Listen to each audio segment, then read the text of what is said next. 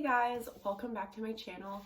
I'm here to talk about an interesting video, which I might seem a little hypocritical. I feel a little hypocritical discussing, just because I'm not perfect. But on my Instagram, I had a friend ask me how I deal with writer's block, and the truth is, I am in a down spot. I don't know. I definitely haven't produced any good writing in months, or what I would deem as good writing. I honestly haven't even, written creatively for over a month.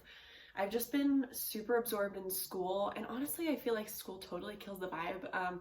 If I have to read and write papers that are like required, not my choice, not my interest, I tend to exert all my energy and emotion into that, and I have nothing left for myself or my creativity, so I'm kind of out of ideas. But I do have some solutions that have helped me in the past that honestly I should follow right now so that I can produce more writing and be more creative. All right, so my first tip is, and this always helps me without a doubt, but I was actually back home and I was going through some old journals of mine, and these were like diary kind of journals, but I did come across, I have some like writing idea journals from before I even wrote Cursive Eden, but on top of that, I always, have taken like random notes, random voice memos about ideas that just come across me.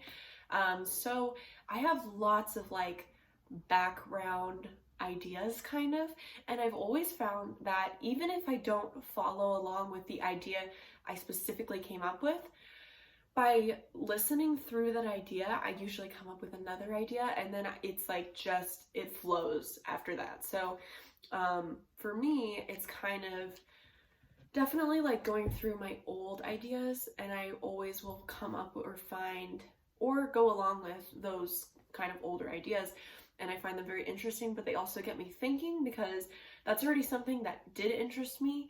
And then I just kind of run with it. I just have to get into the headspace, you know what I mean? Where I'm like, oh, think about this old idea and run with it and see what you come up with. So that's my number one tip. My number two tip is look at movies, books, TV shows through a different eye. Look and think of cool ideas. Admire the director, admire the writer.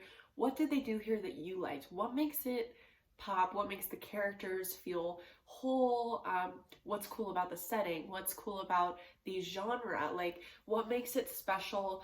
Even if it's shows that you really like or books you really like, what makes you like it over other books? You know what I mean? I think that's a really good place to start, and just take notes as you're going through stuff. That's something I did a long time ago with Cursive Eden.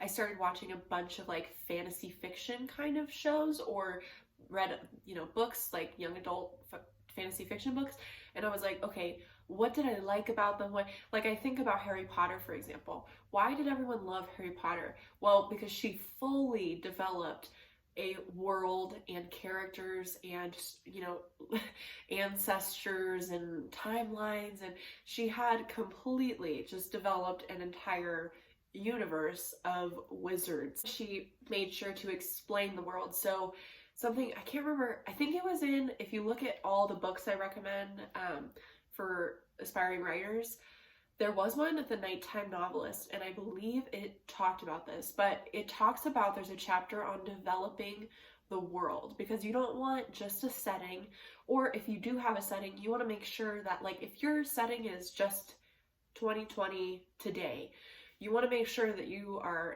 describing that to your writers without like explicitly saying it, unless you're doing like a date diary kind of thing. But you want to create that climate that shows that that is today. You want to create, like, when you're watching like a 70s or 80s movie, but it's like a throwback, and they add things and they make the setting look really full by putting antiques in the background, making the computers and the telephones look older, making sure the clothing looks older. It's that kind of thing. It's making sure that the whole thing matches, because sometimes, like, I love this show, but I noticed it's supposed to be set in like 94, and there are so many things in it that aren't 94 things.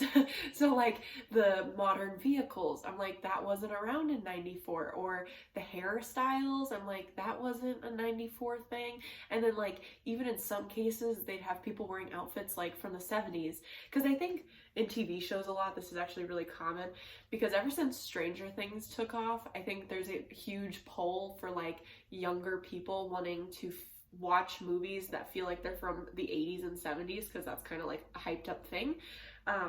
So I find that even when this movie like set in the 90s, they're trying to incorporate outfits and characters and styles from the 70s and 80s, which I guess would have happened in the 90s, but it is kind of strange, and like you can tell they're trying to market to someone, you know what I mean? Because if you actually thought about it, you'd be like, this doesn't make sense, you know what I mean? So it takes away from the story, because the story itself was great for that TV show. So it's kind of like that. I think, you know, the best way to deal with writer's block is to come up with an idea, you know, like a very rough idea. Like, here's my main character, you know, I want her to solve mysteries, and I want it to be in this time period, or I want it to be in this alternate universe kind of thing. The best thing you can do is develop a world, and I feel like the world will answer the questions for you. It'll answer the character development. It'll just kind of flow, because once you create this world, you create a culture, you create a time. It fills in itself, I guess, with filling in characters, filling in the story. So I definitely think that, you know, create that world. That's like my second tip, and develop everything to make sure that it flows. Because I literally think about all my favorite TV shows, and they're just the ones with the best character development, and that comes from having a very set time setting, like that 70s show. The whole thing was done really well in the 70s, you know what I mean? Like you really felt everything was in the 70s. So it helped develop those characters, because they had, you know, like there's those whole scenes where they're like all smoking pot, or like, you know, they go downstairs in the garage and everything's like set up 70s wise, and it creates the storyline itself just because of how those characters are. Or, you know, think of their neighbor, if you've seen it, Bob is the embodiment of the 70s. So it creates the characters and the storyline itself. All right, my third tip, and it kind of just, these are all like individual tips I'm gonna say, but like you should really just do them all in conjunction, and you'll produce the best result, I think, if you are stuck. But the last one is just setting aside time to write, and even not doing that, even taking the work, because if you're really passionate about, if you're really like involved in a story, like I remember Curse of Eden, because my poetry book was different. I didn't have to create a world, I didn't have to create characters, but when I was thinking Curse of Eden and creating that world Estrella lives in, I definitely took it with me throughout my day. And as I would see things, I would think of, oh my god, well that's the answer to this, and that, because in like a plot line, so once I created the world and the characters, I had to create a plot line, and sometimes it didn't come together. Like I was like, okay, well, I want all these characters, and this is how I want it to end, and this is the genre of the story, but how does this get to this, and like how do, because you want to make sure there's no plot holes, obviously. So maybe I'd come up with an outline, and I'd still have little plot holes, like, oh, what happens to Bev, or what happens to, you know what I mean, whatever. And as I went throughout my day, it was like the answers came to me if I just looked at the world looking for the answer. Like, oh, a ring, like, or oh, a dagger, like that would figure it out, you know what I mean? So it's just taking it with you, as well as setting separate time aside to work on it. Like I remember I just would get giant sheets of paper, and I would just like storyboard, draw, outline, plot curves and everything, and draw pictures, and that was how I was brainstorming. But I would set aside, once I got home from work, no TV, no music, I am like working on this storyboard, this outline, this character, you know, that's what I'm doing. And so I think it's just kind of let it absorb your life, you know what I mean? If you want answers, if you're stuck on something, look, I think that's the best way. So if you have a storyline and you're stuck, like, oh, how do I figure out this one plot hole? How do I think about the everyday world. Think about like personal relationships that you have. Think about how people act. Think about the psychology of people. And I think like the best, usually the answer is right in front of you. Like I think the best stories, you know, if it was like a, especially I think of mysteries in this case, the best mysteries are the ones where you know who the killer is or the, you know, bad doer. I don't know, that's totally not grammatical, but the, you know, the antagonist has been like along the whole time and you had no idea, and this person was perfectly framed, but the story, like, and the author took you by surprise. You know what I mean? Those are the best stories. So I feel like the answer is always within the text. You know what I mean? Usually it is not like even in the story, The Curse of Eden, which this really won't make too much sense if you haven't read my book, which I'll link it below.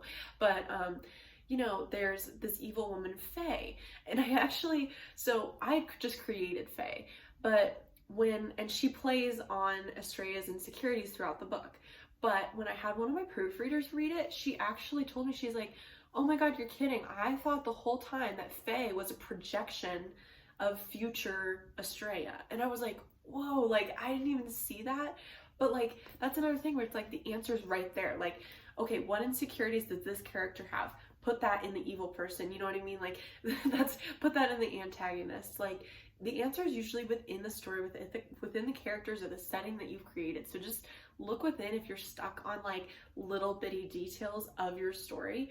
But if you don't have a story, like right now I'm in a space where I have like very extremely vague ideas. Like I have a genre that I'd like to write, and that's about where I'm at. So I'm someone who like needs to set aside hours at night, you know, to just storyboard paper ideas, go through old notebooks, and then find something and then follow that throughout my day. You know what I mean? Think about that, see where I want to go, create the world.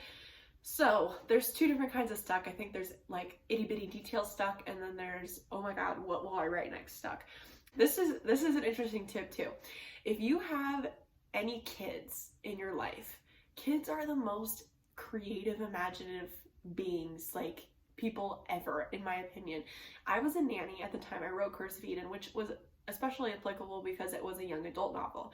But there was, I think the oldest was like 11, but I'd run stuff by her. Like I'd be like, what characters do you like? What would it be cool if she did this? Or does it make sense if this and this happened? Or like, what makes sense to you? Because they, especially if you're writing a book for children, that's going to be really helpful and insightful because they are obviously the reader, and what makes sense to them is probably what's gonna similarly make sense to other kids their age. They're just so bright and they have so many ideas, and even her goofy made no sense ideas, I made sure to write them down because I was like, that could be something, you know what I mean? Like that's so out there and not what I would have thought of. So I definitely think kids can open up the boundaries of like one's imagination, because they just come up with stuff all the time, and it's stuff that you would never think of.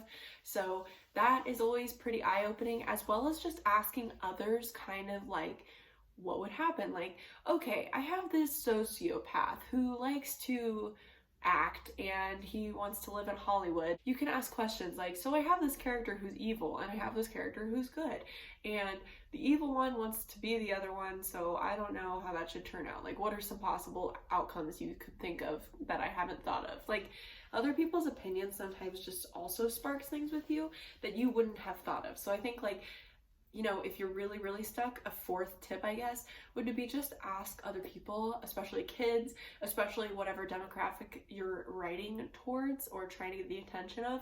Definitely very helpful when you're trying to come up with new ideas that you couldn't think of, but you can definitely develop, kind of thing.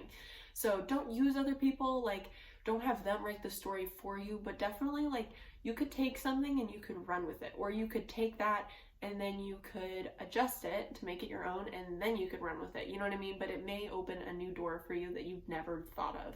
So that wraps it up. I guess it was 4 tips, not 3.